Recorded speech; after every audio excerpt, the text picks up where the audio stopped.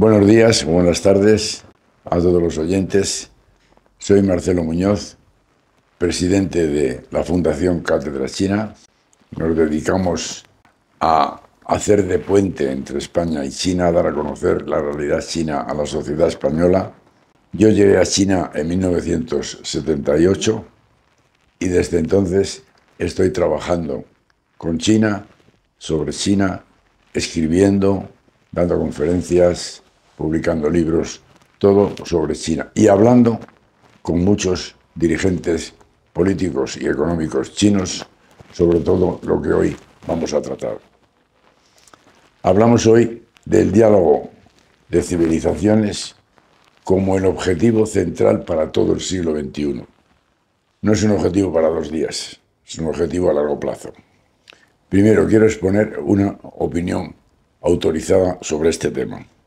El 3 de julio de 2003, el secretario general del Comité Central del Partido Comunista de China y presidente chino, Xi Jinping, envió una carta de felicitación al tercer diálogo sobre intercambio y aprendizaje mutuo entre civilizaciones y a la primera Conferencia Mundial de Sinólogos. Xi Jinping señaló que en el largo curso de la historia humana, los intercambios equitativos y el aprendizaje mutuo entre diferentes civilizaciones proporcionarán una poderosa guía espiritual para que la humanidad resuelva los distintos problemas de estos tiempos y logre un desarrollo común. Los distintos problemas de este tiempo, que son muchos. Y enfatizó que China está dispuesta a trabajar con todas las partes para realzar los valores comunes de la humanidad, de la paz, el desarrollo, la equidad, la justicia, la democracia y la libertad, e implementar la iniciativa para la civilización global, para superar el distanciamiento entre civilizaciones, con intercambios, para prevenir su choque con el aprendizaje mutuo y superar el falso sentido de superioridad con coexistencia, a fin de impulsar de forma mancomunada el progreso de la civilización humana. También expresó el presidente su esperanza de que los sinólogos de todo el mundo, como mensajeros de la integración de las civilizaciones china y extranjeras, realicen esfuerzos más activos para promover la comunicación entre las culturas china y extranjeras y mejorar el entendimiento, la amistad y la cooperación. Y eso es lo que modestamente voy a intentar exponer hoy, cumpliendo el mandato del presidente Xi Jinping a todos los sinólogos del mundo. El tercer diálogo sobre intercambio y aprendizaje mutuo entre civilizaciones y la primera conferencia mundial de sinólogos organizados por la Asociación China para el Entendimiento Internacional se inauguraron el 3 de julio en Beijing con el tema implementar la iniciativa para la civilización global y crear mancomunadamente una nueva perspectiva de modernización. El objetivo final de este diálogo de civilizaciones será, dice el presidente, la iniciativa para la civilización global, superar el distanciamiento entre civilizaciones con intercambios, prevenir su choque con el aprendizaje mutuo y superar el falso sentido de superioridad que tienen algunos con coexistencia e igualdad, a fin de impulsar de forma mancomunada el progreso de la civilización humana. El presidente nos anima a los sinólogos de todo el mundo, como mensajeros de la integración de las civilizaciones chinas y extranjeras, a que realicemos esfuerzos para promover la comunicación entre las culturas chinas y extranjeras y mejorar el entendimiento, la amistad y la cooperación. Intentaré cumplir ese mandato hoy con estas palabras. Punto número 2. Diálogo de civilizaciones que no alianza. Creo necesaria esta aclaración porque fue iniciativa del expresidente español José Luis Rodríguez Zapatero en la 59 Asamblea General de la ONU, en 2004, en la Sala de los Derechos Humanos y la Alianza de Civilizaciones. Alianza de Civilizaciones fue el nombre adoptado por Naciones Unidas como una alianza entre Occidente y el mundo árabe y musulmán para combatir el terrorismo internacional por un camino no militar. El programa propone alianza entre las civilizaciones islámica y occidental, como un diálogo entre civilizaciones, como contrapunto a la teoría del choque de civilizaciones de Samuel Huntington, libro conocido, y se proclamó 2001 como el año de las Naciones Unidas del diálogo entre civilizaciones. Quedó entonces consagrado el término de diálogo, no alianza. En nuestra exposición, en consonancia con lo propuesto por el presidente Xi Jinping y con las matizaciones de la ONU, nos referimos al diálogo de civilizaciones, porque es posible, aunque no fácil, diálogo y aprendizaje mutuo entre civilizaciones, como dice el presidente Xi Jinping, que en algunos casos sus características y símbolos pueden ser antagónicos, pero el diálogo siempre será posible como objetivo. Empecemos por describir la civilización china, porque consideramos es la civilización que más elementos aporta al diálogo. Punto número 3, entonces. Civilización china y civilizaciones. La existencia misma de China crea un problema para los relatos occidentales de la historia mundial, comenzando con la China primitiva, afirma el sinólogo Alexander Lowe. Occidente ha descubierto que existe China, un gran imperio, con una larga historia y un glorioso pasado. Un nuevo mundo ha emergido, dice el profesor Gan Yang.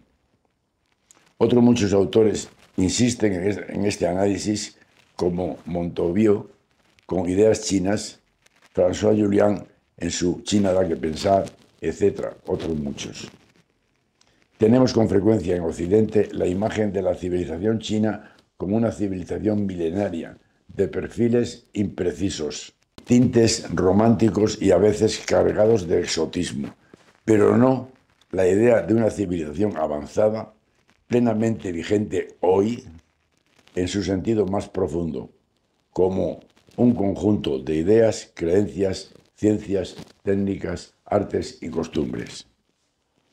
Muchos, desde Occidente, se resisten a aceptar que China sea una civilización, quizá por el complejo eurocéntrico de que los occidentales somos los civilizados y los otros, por ejemplo los chinos, se van civilizando conforme progresan en lo económico, lo político o lo cultural. Los occidentales nos resistimos a aceptar que nosotros no somos los únicos civilizados, sino que simplemente pertenecemos a una civilización que no es la única ni la más importante en la historia. Durante siglos ha prevalecido y todavía prevalece en Occidente esa visión errónea de la historia. Huntington, en su libro Choque de Civilizaciones, que curiosamente, a pesar del título, parece que habla más de alianza que de choque, afirma: la creencia occidental de que todo el mundo debe alcanzar los valores institucionales y culturales occidentales por ser los más elevados, más modernos, más racionales y civilizados del género humano, es una tesis falsa, inmoral y peligrosa. Occidente intenta mantener su preeminencia y sus intereses como si fueran los de toda la humanidad, pero no lo son. Yo mismo me descubrí como occidental, miembro de una civilización diferenciada, cuando mis amigos chinos, hace muchos años, me denominaban occidental, western, y descubrí su civilización como diferente, aunque de esto hace muchos años. Punto número 4 que propongo. Una civilización milenaria. China, decimos en Occidente, es una civilización milenaria, como un tópico sin imagen concreta unida a una realidad visible. Pero no lo entendemos, ni lo entendieron así nuestros ilustrados de los siglos XVII y XVIII, que descubrieron, con muy pocos datos que tenían entonces, pero con gran admiración, que China era la cuna de una civilización milenaria y muy avanzada. Por ejemplo, Voltaire, en sus letras filosóficas, opina: la historia milenaria china que se pierde en la noche de los tiempos, una antigüedad fabulosa frente a la irrisoria cronología occidental y judeocristiana. Y en la enciclopedia, dice Voltaire, ni las leyes de China, ni sus costumbres, ni su lengua han cambiado en casi 4000 años. China ha inventado casi todas las artes antes que nosotros, los occidentales. Con China comienza la historia del mundo, el desarrollo de la civilización, de las artes y de las ciencias. Y Leibniz, otro filósofo ilustrado, considera la cultura china como de gentes de otro planeta, que nos pueden aportar luces más considerables y útiles que el conocimiento de griegos y romanos a los que se entregan tantos sabios. Y en su novísima cínica, que significa últimas noticias, traducido del latín, dice Leibniz: existe en China una moral pública digna de admiración en varios aspectos, ligado a una doctrina filosófica que es honorable por su antigüedad, muy anterior a la filosofía de los griegos.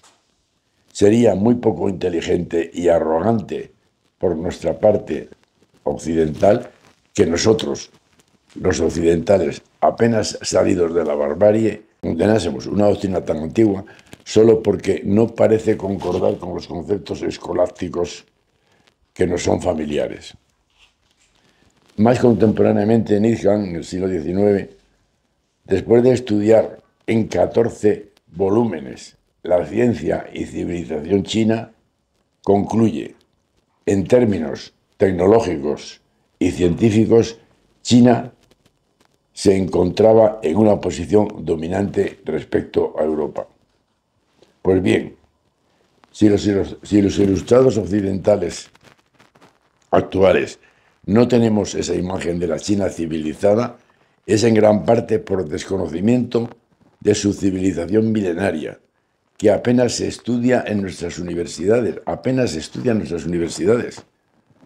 Ni sabemos de sus etapas históricas, de sus épocas de esplendor o decadencia, de su arte, de su ciencia. Apenas sabemos nada todavía.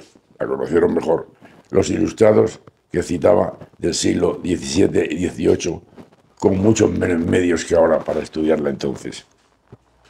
Y en cambio, he comprobado muchas veces que los ilustrados chinos de hoy, con frecuencia, conocen mucho mejor nuestra civilización que nosotros la suya, como he constatado en conversaciones y debates con amigos ilustrados chinos en múltiples ocasiones.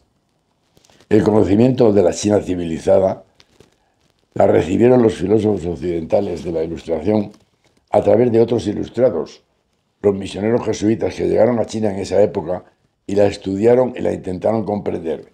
El más conocido, Matteo Ricci, a final del siglo XVI, fue el primero en traducir al chino los principales textos científicos y filosóficos de Europa y debatirlos con los letrados chinos confucianos. Quizá fue ese el mayor esfuerzo, afirma Leibniz, de diálogo entre la civilización occidental y la China. Li Matou o Ricci dedicó tantas horas a debatir durante banquetes con sus letrados confucianos que sus médicos le recomendaron reducir los debates porque su peso subía en exceso. Necesitamos recuperar hoy ese debate entre letrados occidentales y letrados chinos. Punto número 5. Características de la civilización china. La civilización china se desarrolla a lo largo de unos 5000 años, pero la identidad cultural china y su civilización se perfilan más definidas desde el siglo II antes de nuestra era, desde la dinastía Han, la primera dinastía Han. Y en esa época se formularon las bases del proyecto imperial chino como imperio centralizado, con la filosofía confuciana como núcleo de pensamiento desarrollado en los dos siguientes milenios.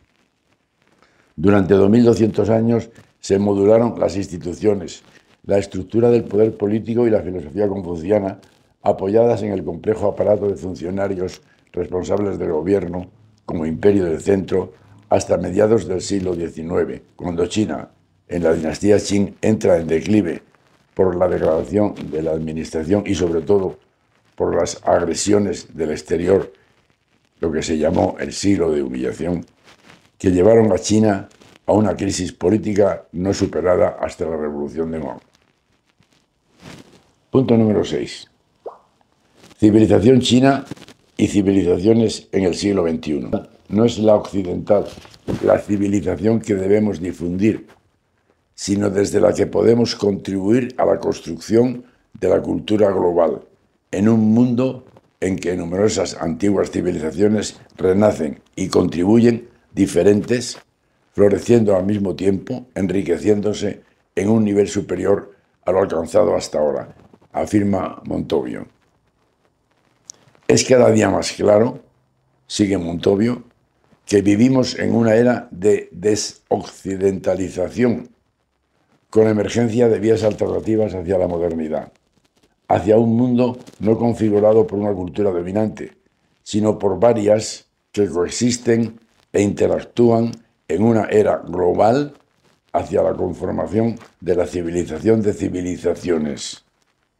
Diálogo intercultural en un mundo de civilizaciones plurales y pluralistas con visiones comunes y diferentes, sigue afirmando Montovio. Hoy, en cambio, estamos sufriendo un enfrentamiento de civilizaciones agudizado por la resistencia a escuchar e incorporar aportaciones y visiones distintas de las nuestras. En un mundo cada día más globalizado en todos los ámbitos, todavía muy poco en el ámbito civilizatorio. En ese mundo afloran con más fuerza, pero no dialogan, las diversas civilizaciones con sus contenidos específicos. Destacan entre ellas 4 que influyen en casi 2.000 millones de personas cada una: la civilización occidental, la hindú, la islámica y la china confuciana. La china y la hindú, netamente orientales, se enmarcan además en 2 potencias emergentes y suman casi la mitad de la humanidad. La occidental ha monopolizado el concepto de civilización en los 4 últimos siglos.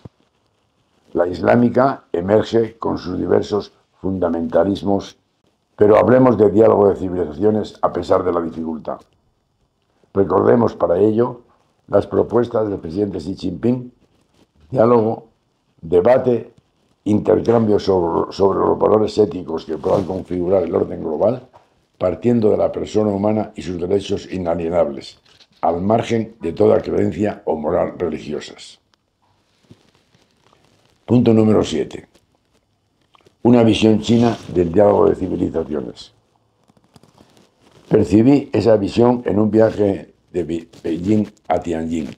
Solo 130 kilómetros, pero se estaba construyendo entonces la autopista, la primera autopista en China, a principios de los 90, y fueron más de 4 horas. Me acompañaba Lao Juan, profesor de Peitá, experto en pensamiento chino y, según me dijo él mismo, miembro del partido de nivel medio e investigador de la escuela del Partido Comunista, uno de los think tank más potentes de China, como sabemos todos. Expuso su pensamiento en perfecto castellano, que sintetizo. Si algún día somos capaces de reeditar el diálogo de Ricci, al que él admiraba, entre letrados confucianos y filósofos occidentales, quizá se habrá iniciado un diálogo fecundo entre China y Occidente, pero estamos todavía lejos de ello, sentenció. Buena aportación la de mi amigo el profesor Lao Juan. Punto número 8. Puntos para el diálogo China-Occidente.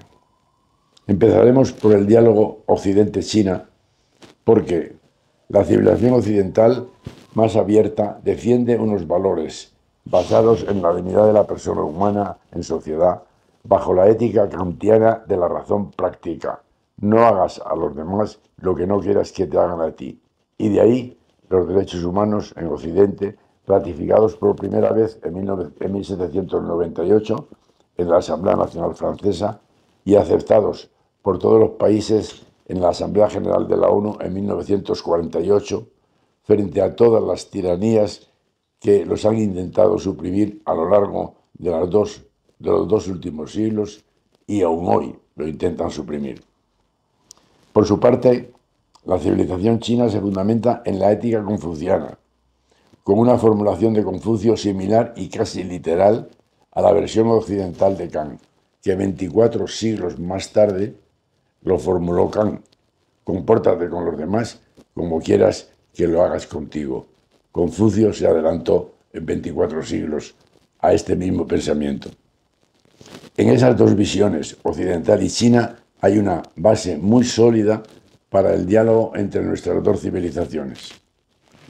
La civilización occidental aporta toda una historia de pensamiento, legislación y práctica política de democracia liberal, bajo el principio de que la legitimidad del poder dimana de la elección democrática. La civilización china, en cambio, aporta la ética confuciana, que no dimana de autoridad ni moral religiosa, sino se basa en la continuidad histórica de los seres humanos en sociedad, generación tras generación, y en la autonomía de la sociedad frente a la religión. La legitimidad del poder emana de la meritocracia, de su ejercicio en beneficio de la sociedad. La civilización occidental y la china se diferencian, incluso se contraponen en su concepción política, pero expresan un ideal ético que puede ser la base para el diálogo lejos de fundamentalismos religiosos o políticos. El diálogo profundo entre las dos civilizaciones es muy posible y facilitaría el entendimiento con las otras civilizaciones, más supeditadas a sus creencias religiosas. Un diálogo imprescindible y urgente en este mundo en el que los valores éticos sucumben ante la inmediatez de los programas políticos o el atractivo del mero desarrollo económico o tecnológico. Y como ya hemos apuntado, insisto en que China y Unión Europea son precisamente los dos poderes que mejor pueden desarrollar este diálogo por su fuerza en este mundo globalizado y por la confluencia de sus filosofías ético-políticas. Punto 9. Un punto de partida. Nos decían en mayo de 2018, en un coloquio en Madrid, los directores de la Sociedad de Estudios sobre Derechos Humanos de Pekín: nos podemos y debemos entender, pero necesitamos hablar, estudiar y debatir mucho para encontrar los puntos de encuentro entre nuestras dos civilizaciones. La Declaración Universal de Derechos Humanos, aprobada por la ONU en 1948, es una buena hoja de ruta para ese diálogo, un ideal común por el que todos los pueblos y naciones promuevan, mediante la enseñanza y la educación, el respeto a estos derechos y a las libertades, y aseguren, con medidas progresivas de carácter nacional e internacional, su reconocimiento y aplicación universal y efectiva de todos los derechos humanos. Punto número 10. ¿Cuántas civilizaciones en nuestro mundo global? Como ya he dicho, son básicamente la civilización occidental, la hindú, la islámica y la china confuciana. Cada una engloba cerca de 2.000 millones de personas y juntas influyen en el 80% de la humanidad. El diálogo, como objetivo imprescindible, debe referirse a las cuatro. Aunque se complique, pero puede ser didáctico y práctico empezar el diálogo entre la civilización occidental y la china como más próximas para ampliarlo después a las demás. Y debemos incluir en el debate todas las civilizaciones en un segundo paso, que será enriquecedor e imprescindible, aunque nos obligue a un mayor esfuerzo de conocimiento mutuo. La urgencia del diálogo Occidente-Islam viene determinada por el conflicto existente entre ambas, agudizado por el terrorismo yihadista, sin olvidar que India tiene 160 millones de musulmanes dentro de sus fronteras. El permanente conflicto étnico, religioso interno en India y en sus fronteras noroccidentales, por los territorios en disputa con sus vecinos islámicos y los muchos estados islámicos que rodean a la India, dos de los cuales, Pakistán y Bangladesh, formaron parte de la Unión India. China, a su vez, tiene una población musulmana de más de 50 millones de minorías étnicas y está rodeada por 20 países con casi 1.000 millones de musulmanes, entre ellos grupos yihadistas internacionales, algunos de los cuales también actúan en China. Y China tiene una experiencia milenaria de convivencia con diferentes culturas, también con la musulmana, que se extendió dentro de su imperio desde el siglo VIII. Punto 11. ¿La civilización china está en el centro del diálogo de civilizaciones? Una pregunta que nos obliga a reflexionar, porque aporta dos elementos singulares que no tiene ninguna otra civilización. En la civilización china se da una ausencia de religión frente a civilizaciones que se enfrentan fundamentándose cada una en su Dios.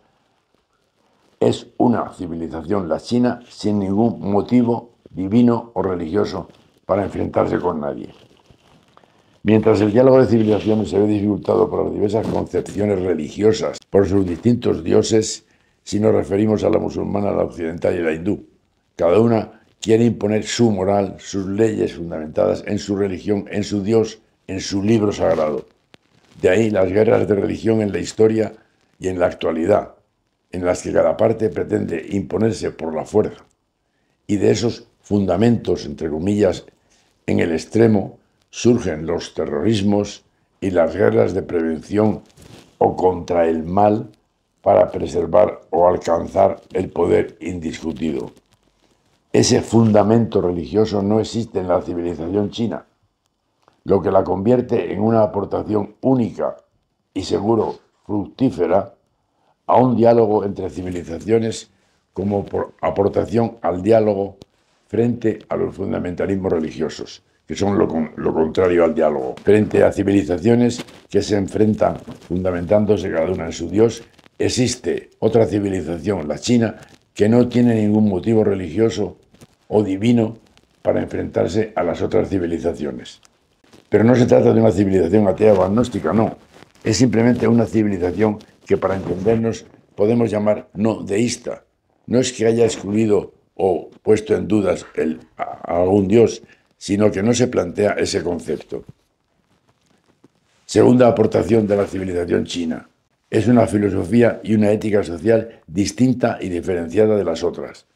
Al no conocer preceptos religiosos, sus exigencias éticas parten solo de la persona humana en sociedad, sin ninguna referencia trascendente, en una autonomía plena y sin concepto religioso alguno, características muy propias de la filosofía confuciana. Punto número 12. La civilización china y sus características. Hay un cierto consenso histórico sobre la civilización china como una civilización milenaria, no lo niega nadie. En Occidente le damos un valor histórico, pero quizá muy poco de valor actual, como si no tuviese peso en el mundo en el que vivimos. Veamos resumidamente su peso en la historia y en el mundo actual. Es la civilización más antigua, que llevaba milenios de vigencia cuando aparece el cristianismo o el islam. Está basada en un estado central homogéneo, mantenido durante milenios, con unos fundamentos ético-filosóficos, base de la administración del Estado, de la sociedad y de sus costumbres. Está asentada en un área geográfica muy amplia y concreta, con sus signos de identidad propia. Está vinculada a una masa de población mayor que ninguna otra. En algún momento de la historia, la población china fue el 50% de la población mundial. Hoy es aproximadamente el 20 o 25%. Tiene avances técnicos y científicos desde siglos muy por delante y por encima de cualquier otra civilización, con una enorme riqueza cultural. Hasta la mitad del siglo XIX se publican en China libros en número muy superior a todo el resto del mundo junto. Y es, repetimos, la única civilización que no incorpora en sus señas de identidad a ninguna religión y a ningún dios. Es un contrasentido que el occidente civilizado quiera ignorar esta civilización en nuestro mundo globalizado. Ni el diálogo de civilizaciones ni la dirección correcta de la globalización es posible sin la civilización china. Algunos historiadores valoran el esfuerzo de Matteo Ricci, que ya hemos citado, en el siglo XVI, como el primer diálogo serio entre la civilización china y la occidental. Llegó a China a final del siglo XVI y percibió que estaba en un mundo en el que era difícil explicar sus creencias. Ricci dominó el idioma en su versión más erudita, la de los letrados confucianos. Estudió durante años la filosofía confuciana. Debatió con sus letrados horas y horas durante muchos años. Y cuando se decidió a traducir sus textos católicos al chino, atención, no pudo encontrar un ideograma chino para expresar su concepto de Dios ni su concepto de religión, y tuvo que recurrir a un neologismo. El descubrimiento lingüístico-filosófico de Matteo Ricci nos ilumina sobre el punto central del confucianismo, una filosofía y una ética radicalmente humana, sin ningún sentido de trascendencia, sin religión ni Dios. Confucio había vivido entre los siglos VI y V antes de nuestra era, 100 años antes que Platón y Aristóteles, en una época en la que en Europa solo existían ciudades-estado como Atenas o Esparta, mientras el imperio chino ya era un imperio potente, extenso y muy desarrollado. Cuando los emperadores chinos llevaban más de 1500 años gobernando un gran país muy avanzado en todos los sentidos. El tiempo de Confucio era un tiempo de convulsiones y de cierta decadencia moral, y él se presentó como maestro que quiere recuperar el camino de la conducta correcta, y para ello recoge y difunde con sus discípulos la mejor tradición de los principios éticos de los antepasados, rechazando el buscar el favor de los dioses de su tiempo y separándose de todo sentido religioso para centrar todas las energías en servir a los hombres y su sociedad. Aléjate de dioses y supersticiones, dice en una de sus sentencias Confucio. Otro punto que distingue a la civilización china: tiene una ética autónoma. El confucianismo se fundamenta en una ética individual y social exclusivamente humana, que hoy denominaríamos laica o desacralizada. Al menos en Occidente utilizamos esos términos. Al no conocer preceptos de origen religioso o divino, sus exigencias morales parten del mismo hombre y no tienen otra referencia más que al hombre y la sociedad humana. Todos los preceptos morales parten de una ética autónoma de todo Dios, basada exclusivamente en el respeto al hombre y su papel en la sociedad. Confucio así se adelantó en 2300 años a los postulados de Kant y los filósofos de la Ilustración europea. Los principios éticos universales no necesitan de un apoyo superior ni se supeditan a ningún dictamen exterior al mismo. Es el hombre la fuente única de las normas que deben regir su vida individual y social. La máxima aspiración ética confuciana es la correcta relación entre el individuo y la sociedad, el gobernante y el gobernado, o unas sociedades y otras. Los principios éticos se basan en el respeto sagrado a los demás, tanto en el ámbito familiar como en el social y el político. No hagas a los demás lo que no quieras que te hagan a ti. Y esa fuerza moral se expresará en la armonía entre las personas, en la familia, en la sociedad y unas sociedades y otras, entre el gobernante o príncipe y los gobernados, la armonía que deberá presidir todas las relaciones entre las personas humanas. El confucianismo llega así a ser una filosofía de Estado. En el siglo II antes de nuestra era, cuando el imperio chino acaba de iniciar su época moderna, que se mantendrá casi sin solución de continuidad hasta final del siglo XIX, el emperador Han Wudi consagró la filosofía confuciana como base del Estado y estableció para asegurarlo los exámenes imperiales que todos los funcionarios del imperio deberán aprobar para poder acceder a los distintos niveles de la administración. Se acaban de inventar las oposiciones a funcionarios del Estado, 2000 años antes que en Europa. Se les concedía tanta importancia que los nombres de los aprobados en el grado más alto se esculpían en piedra. Aún se pueden ver una colección de estas estelas en el Templo de Confucio de Pekín, en las que aparecen los nombres de los que cada año aprobaban los exámenes para acceder a los puestos superiores del mandarinato, expresión gráfica de la meritocracia. Son el cuerpo de funcionarios más ilustrados de todos los tiempos. Y el mismo emperador ofrecía un banquete en honor de los que aprobaban cada año. Entre las especialidades que debían dominar, además de historia, literatura, leyes, se incluía de forma destacada la filosofía confuciana, como la filosofía oficial del imperio. Es una de las épocas de más esplendor de China, época que coincide con la edad de oro del Imperio Romano. Época en la que, según Angus Madison, una época en la que China representaba el 21% del PIB mundial, mientras el Imperio Romano en su esplendor representaba solo el 8%. Desde el Imperio del Centro, con la extensión de las rutas comerciales, el confucianismo se extiende a todas las sociedades a las que llega su poder, como es el caso de los territorios periféricos a China, como el sudeste asiático, Corea, incluso en parte Japón. A partir de esa fecha, el confucianismo se mantiene como filosofía del imperio a lo largo de los siglos y se recupera y renueva en las sucesivas dinastías, a través de miles de publicaciones y diferentes escuelas filosóficas. Su vigencia se asegura desde la administración dirigida por letrados confucianos que tienen que aprobar y probar su dominio de la filosofía confuciana en los exámenes de acceso, como hemos visto. Son, sin duda, el cuerpo de funcionarios más ilustrado de todos los tiempos. Hay que recordar esto. El cuerpo de funcionarios más ilustrado de todos los tiempos. Luego, siglos después, Kissinger diría: de todos los políticos que he conocido en el mundo, los mejor preparados son los políticos chinos.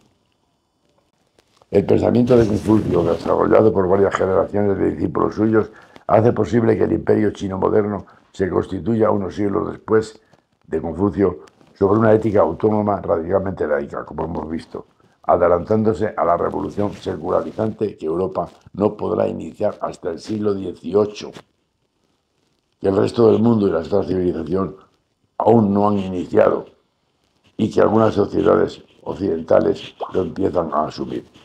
Una buena aportación a la dialéctica laicismo, religiosidad pública, tan vigente hoy en la civilización occidental judeocristiana, en las teocracias islámicas o en la mistificación religioso-política de la civilización hindú. Y a partir de la utilización de la imprenta en el siglo VIII, los escritos confucianos se difunden con mayor facilidad y amplitud. Y en el siglo X conocerá una época de florecimiento, la época Sung, siglos o años 927 a 1279, que será considerada como el nacimiento de la modernidad china, como una especie de renacimiento. Se abren cerca de 400 academias privadas, con hasta casi 1000 alumnos cada una. Se refuerza la exigencia de los exámenes imperiales, elevando el nivel de cultura de los funcionarios, cuando en Europa se construían grandes catedrales. Este florecimiento de China perdurará en diversos grados hasta bien entrado el siglo XIX. La civilización china, punto número 13, es el centro del debate para el siglo XXI. Respecto a la civilización china, el marginarla del debate sería además un contrasentido en un momento en que la economía china influye intensamente y de forma creciente en el mundo globalizado. Su peso político se acrecienta como nueva potencia, con vocación de ser la primera, y su cultura se extiende más allá de sus fronteras. En un momento en que China participa de forma activa en todos los foros multilaterales, empezando por el Consejo de Seguridad de la ONU, en todos los foros regionales e interregionales, es miembro activo de la Organización del Sudeste Asiático, no parece sensato imaginar un diálogo de civilizaciones marginando a una civilización que, aparte de sus experiencias históricas milenarias, aporta una realidad actual tan plural e intercultural. Permitidme, a modo de conclusiones, volvamos a nuestro punto de partida, lo que el presidente Xi Jinping nos señalaba como objetivo para el siglo XXI. Diálogo y aprendizaje mutuo entre civilizaciones, porque todas las naciones del mundo han creado civilizaciones con sus propias características y símbolos, y el diálogo entre ellas proporcionará una poderosa guía espiritual para que la humanidad entera resuelva los difíciles problemas de los tiempos y logre un desarrollo común en un mundo compartido.